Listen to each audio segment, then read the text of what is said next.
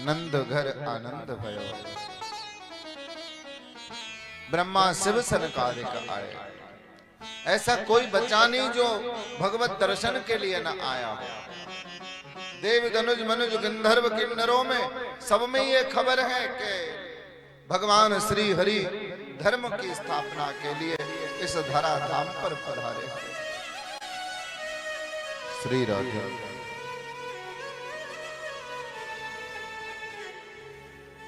कंस को भी पता लगे। जिस कन्या को लेकर के वसुदेव जी गए और कन्या को जब मारने के लिए उद्यत कंस हुआ तो कन्या हाथ से छूट करके अष्टभुजीय दुर्गा का स्वरूप धारण करके प्रकट हो गई। अरे दुष्ट कंस, तू मुझे क्या मारेगा? तेरे मारने वाले ने तो ब्रज में जन्म ले लिया है। कंस को चिंता सताई। ब्रज में मैंने तो सुना था कि देवताओं ने आकाशवाणी करी थी कि मेरी बहन के गर्भ से जन्म लेगा, और देखो कैसा कपट, कहीं और जन्म ले लिया।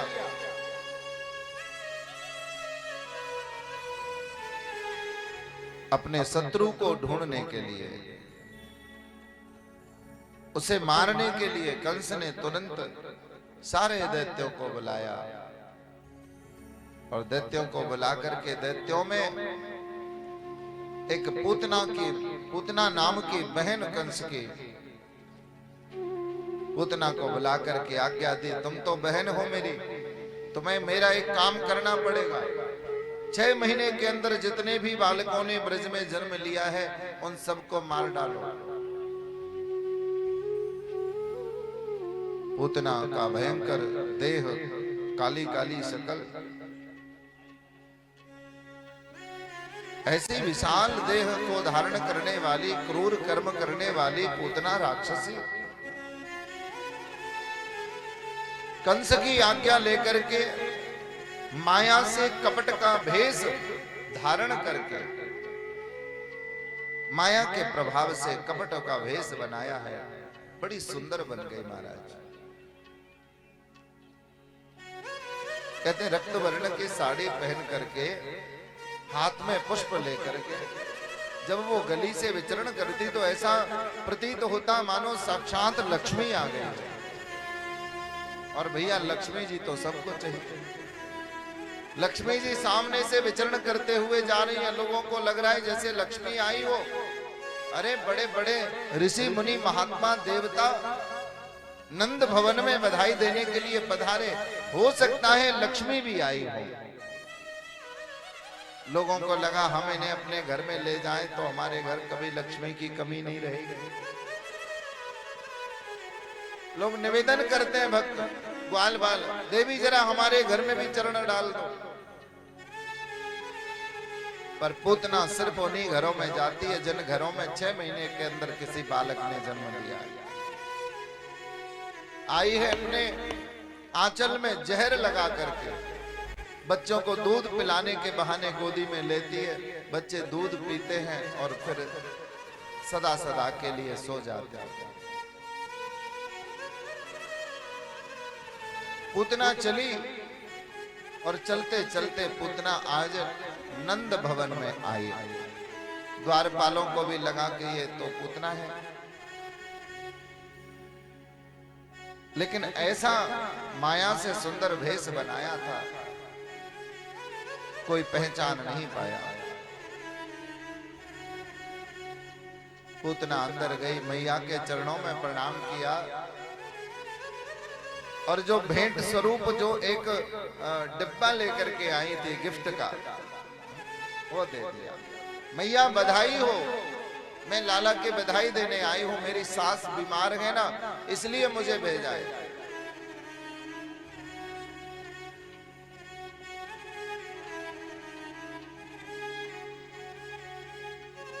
मैया ने बड़े भाव से उस भेंट को स्वीकार किया। बोले पहचान तो नहीं रही हूं, लेकिन मैं तुम्हारी सास को जरूर जानती हूं। अच्छा देवी तुम यहाँ बैठो, मैं तुम्हारे लिए जरा बाल भोग लेके आऊं। इतना कह के मैया तो अंदर गई और पूतना को मौका मिल गया।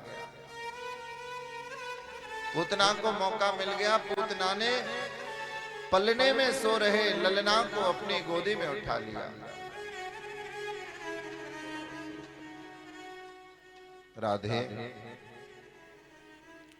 अच्छा, एक बार प्रेम से सब कहो श्री। पूतना ने लाला को गोदी में उठाया और गोदी में उठा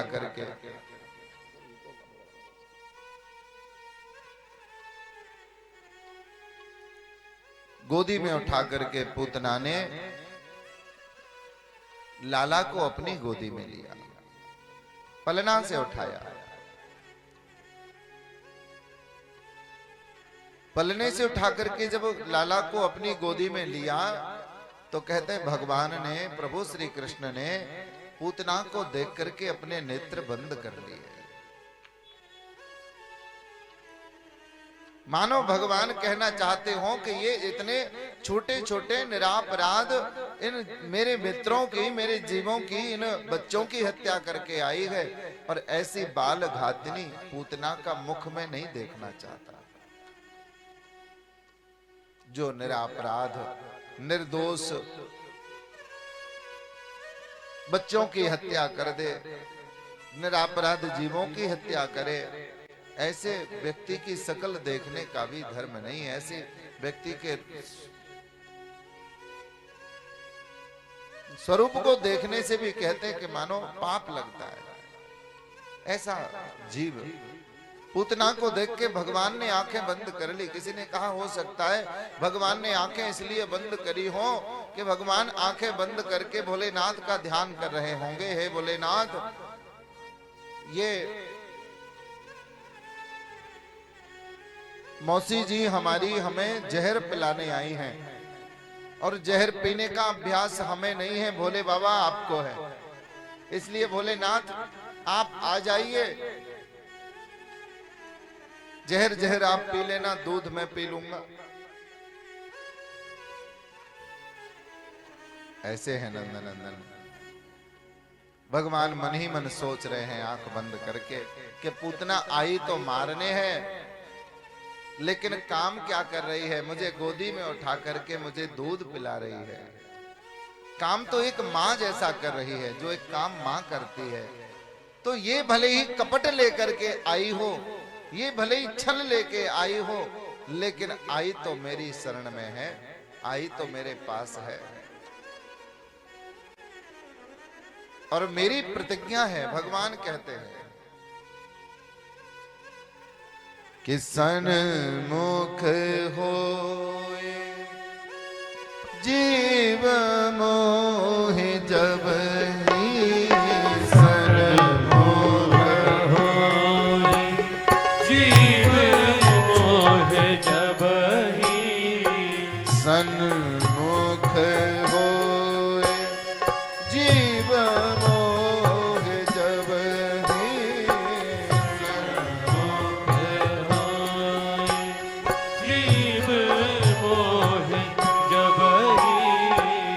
जन्म कोटि अघनास ही तब ही, जन्म कोटि अघनास ही तब ही, सन्मुख होए जीव मोहि जब ही, सन्मुख होए जीव मोहि जब ही, सन्मुख हो।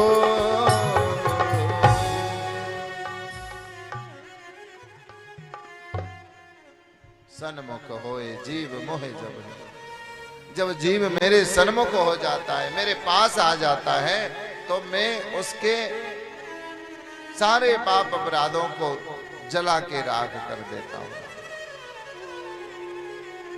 अब स्वतः ही उसके पाप नष्ट हो जाते हैं। पूतना तो मेरे इतने करीब आ गई, मेरा स्पर्श पूतना को मिल गया। और मेरे भाई बहन, जिसको भगवान का स्पर्श मिल जाए, जिसकी गोदी में स्वयं परब्रह्म परमात्मा आ जाए, भला उसका मन, उसका हृदय उसका जीवन धन्य क्यों नहीं होगा। भगवान के दर्शन का क्या महत्व है। देखिए, पूतना ने जब भगवान श्री कृष्ण को देखा, पहली बार जब देखा, सो रहे थे भगवान, आंखें बंद हैं। सोते हुए गोपाल को जब पूतना ने देखा तो एक बार को तो देख करके सोच में पड़ गई, हाय इतना सुंदर बालक मैंने अपने जीवन में कभी नहीं देखा। ये बालक मारने लायक नहीं है, ये बालक तो प्रेम करने के योग्य है। इस बालक को तो प्रेम करना चाहिए। ये बालक मेरा पुत्र होता तो मैं इसे अपनी गोदी में खिलाती, दुनिया की सारी खुशियां इसके चरणों में लाके न्यौछावर कर देती। पूतना का ये जो एक क्षण के लिए भाव बना, भगवान उस भाव पर रीझ गए। पूतना ने जहर भरा स्तन भगवान के मुख में दिया। भगवान ने कहा है कि देखो, वैसे तो मुझे छल अच्छा नहीं लगता, कपट अच्छा नहीं लगता। भगवान कहते हैं कि मुझे तुम जो भी दोगे मैं स्वीकार कर लूंगा, सिवाय आपके छल और कपट के। छल कपट नहीं चाहिए। अगर तुमसे मेरी स्तुति आती है, प्रार्थना आती है तो अवश्य करो, अगर नहीं आती तो भले ही मत करो। आके दो शब्द प्यार के कह देना, 2 बार नाम मेरा प्यार से ले लेना, मैं उसमें प्रसन्न हो जाऊंगा। एक छोटा सा बच्चा भगवान के सामने खड़ा होकर के 5 मिनट तक पता नहीं क्या बड़बड़ाता रहता था। किसी दिन एक महात्मा ने पूछ लिया, बेटा क्या क्या कौन सी प्रार्थना कर रहे हो, क्या बोल रहे हो भगवान के सामने। बच्चे ने कहा, गुरुजी मुझसे कोई प्रार्थना श्लोक मंत्र तो नहीं आते, मैं तो भगवान को 5 बार ABCD पढ़ के सुना देता हूं कि भगवान मेरे से प्रार्थना नहीं आती, लेकिन आपको जैसी प्रार्थना अच्छी लगे आप इन ABCD में से बना के अपने आप सुन लेना। मुझसे नहीं आते, मुझसे तो इतना ही आता है। हम जीव हैं, हमसे मंत्र नहीं आते, श्लोक नहीं आते, स्तवन नहीं आता, कोई प्रार्थना नहीं आती तो घबराने की जरूरत नहीं है। मेरे भाई बहन ध्यान रखना, संत कहते हैं कि 2 लोगों को ही भगवान सबसे जल्दी मिलते हैं, रसिका भुवि भाव का।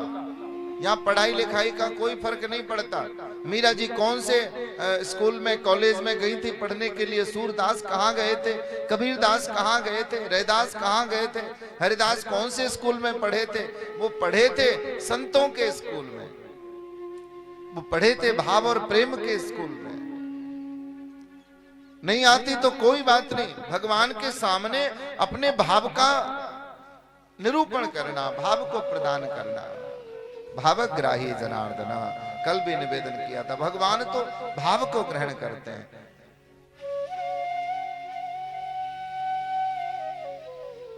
जैसा जो कुछ आता है भगवान के चरणों में निवेदन करना। स्तुति नहीं आती, मंत्र नहीं आते, श्लोक नहीं आते तो कोई बात नहीं, भगवान फिर भी पूजा को स्वीकार करते हैं। पूतना, एक क्षण में पूतना के मन में जो भाव आया, भगवान उस भाव पर रीझ गए। पूतना ने मेरे लिए इतना वात्सल्य दिखाया, गोदी में आए। पूतना का महाराज भगवान जहर भी स्वीकार कर रहे हैं। भगवान कहते हैं कि भैया तुम प्रेम से दोगे ना तो तुम्हारी गालियां भी स्वीकार कर लूंगा।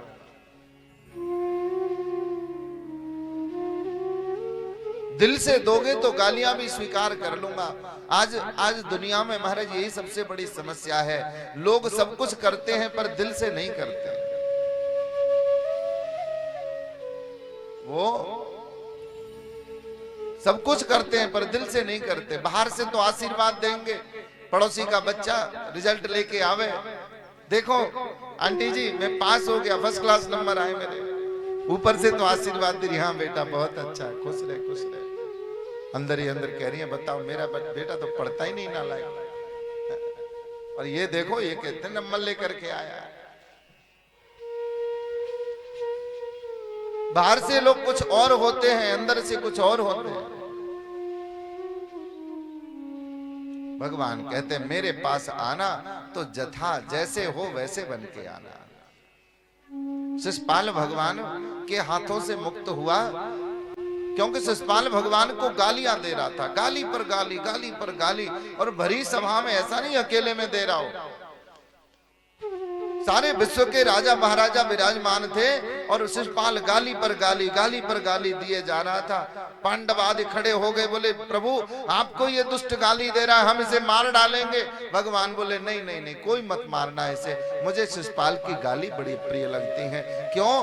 क्योंकि दुनिया तो जो देती है ना छल कपट के साथ में देती है, मेरा शिषपाल मुझे गालियां दे रहा है, लेकिन वो गालियां भी दिल से दे रहा है।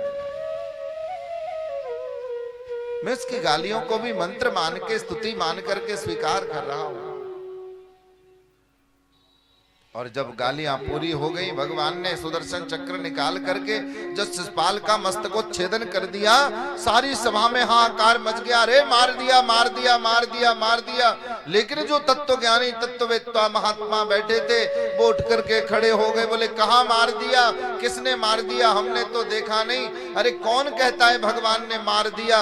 भगवान श्री कृष्ण किसी को मारते नहीं है, उनके हाथ से तो जो मरता है वो मरता नहीं, वो भवसागर से तर जाया करता है, वो भव सागर से तर जाया करता है। पूतना का भी अब नंबर है। पूतना भगवान को लेकर के उड़ी।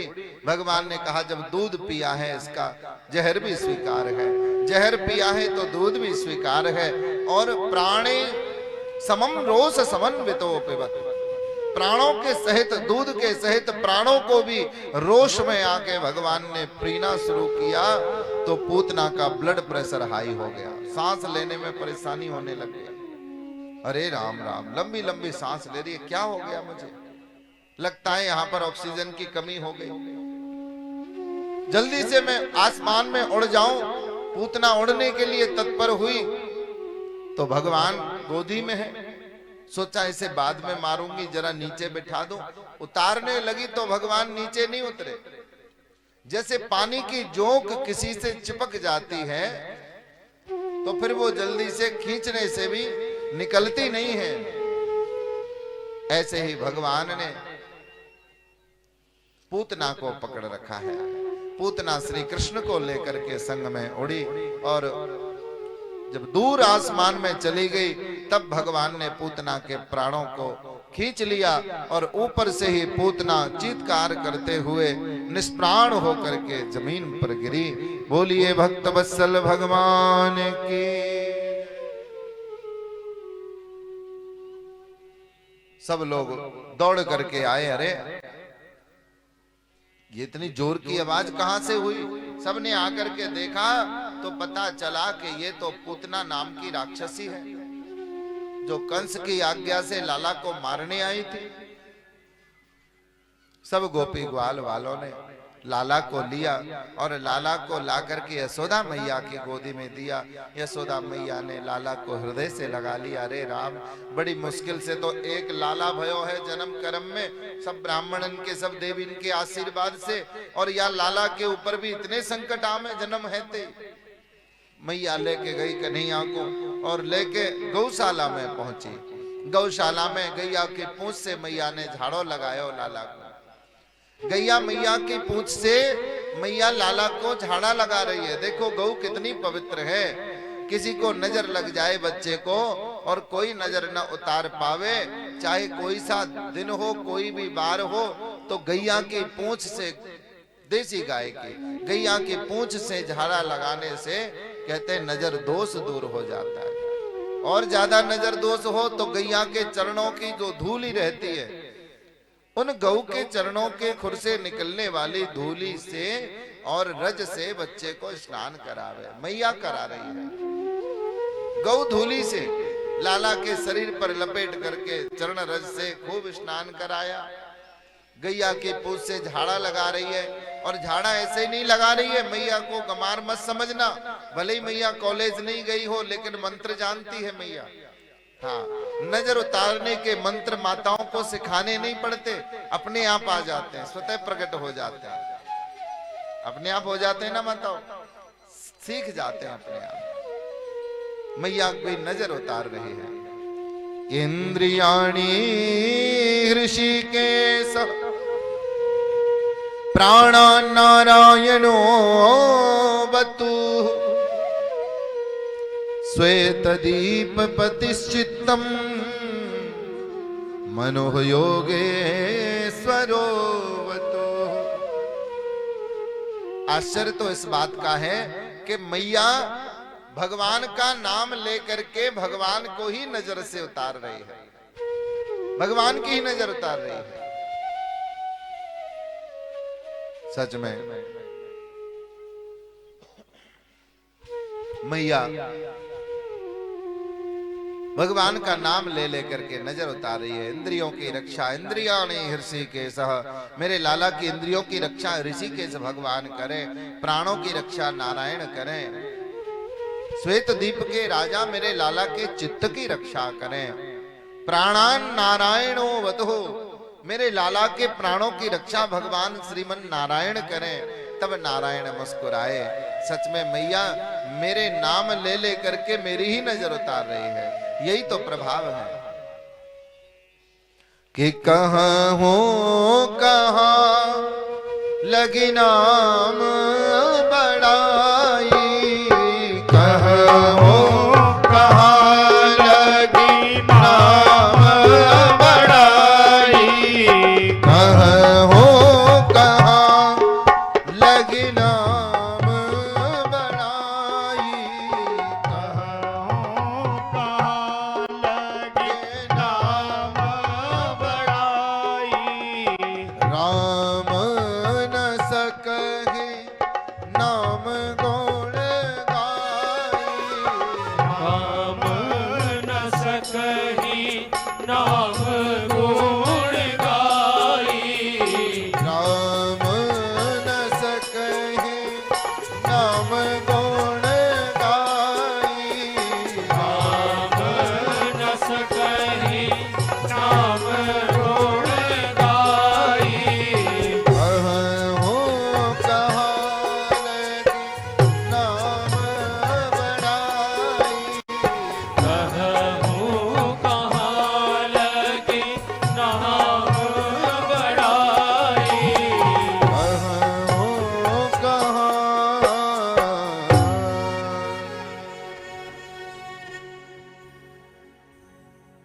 कहाँ हो कहाँ लगे नाम बड़ाई। नाम की बड़ाई नहीं कर सकते, क्योंकि राम एक तापस तियतारी, और नाम को टिखल कुमति सुधारी।